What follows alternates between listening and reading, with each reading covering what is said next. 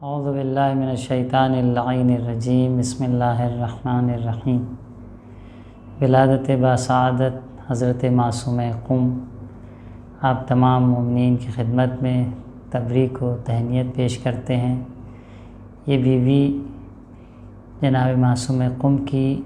بہت زیادہ عظمت ہے، اور سرزمین قم پر جو آپ کا روضہ ہے، جو زائرین زیارت کے لیے جاتے ہیں وہاں پہنچتے ہیں، بہت عظمت ہے اس بیوی کی۔ حدیث میں ملتا ہے کہ چھٹے امام فرماتے ہیں کہ اللہ کے لیے ایک حرم ہے اور وہ مکہ ہے، رسول اللہ صلی اللہ علیہ وآلہ وسلم کے لیے ایک حرم ہے اور وہ مدینہ ہے، مولا کائنات علی ابن ابی طالب علیہ السلام کے لیے ایک حرم ہے اور وہ کوفہ ہے، اور ہم اہل بیت کے لیے ایک حرم ہے اور وہ شہر قم ہے۔ پھر آپ فرماتے ہیں کہ شہر قم میں ہماری ایک بیٹی دفن کی جائے گی، کہ جو شخص ہماری اس بیٹی کی زیارت کرے گا، اس بیوی کی زیارت کرے گا، اس پر جنت واجب ہو جائے گی۔ تو آپ سمجھ سکتے ہیں کہ شہزادی حضرت معصومہ سلام اللہ علیہا کی کیا عظمت اور کیا مرتبہ ہے، اور اس کی وجہ بھی ہے کیونکہ جو ولایت کی راہ میں اپنی جان کو قربان کرتا ہے اور ولایت کی راہ میں، ولایت کے دفاع میں اور امامت کے دفاع میں اپنا قدم بڑھاتا ہے، اللہ اس کی عظمت کو بڑھا دیتا ہے۔ جس طریقے سے ثانیہ زہرا شہزادی زینب سلام اللہ علیہا نے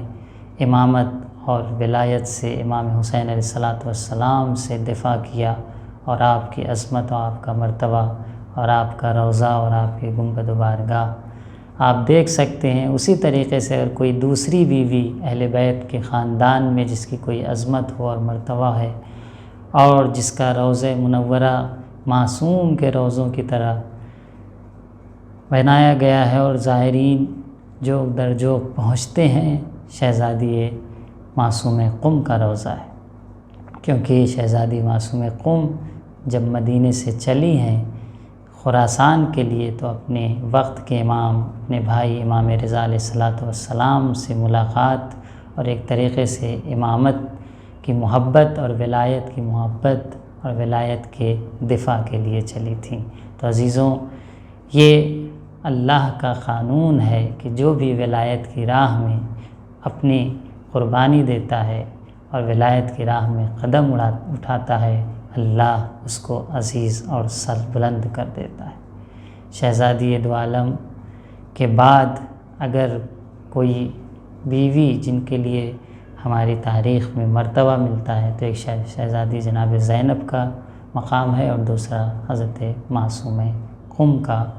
کہ جن کا روضہ سرزمین قم پر ہے، اور جن کے وجود سے قم کی اتنی عظمت ہے کہ جنت کے 8 دروازے میں سے 3 دروازہ قم کی طرف کھلتا ہے۔ اور یہ بھی ہماری روایت میں ملتا ہے کہ آخر الزمان میں اگر ہم چاہتے ہیں کہ ہمارا ایمان محفوظ رہے،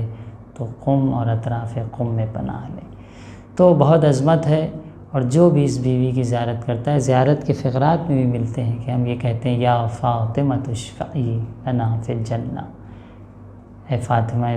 معصومہ ہمارے لیے جنت میں شفاعت کریے۔ یعنی وہی مرتبہ جو معصوم کا ہے، وہی مرتبہ اللہ نے وہ حق اور وہ اختیار انہیں دیا ہے کہ شفاعت بھی کر سکتی ہیں۔ یا فاطمہ اشفعی لنا فی الجنہ فإن لک عند اللہ شأنا من الشان۔ اور بھی میں بہت سی روایتیں ہیں جو شہزادی فاطمہ معصومہ قم کی عظمت میں ملتی ہیں۔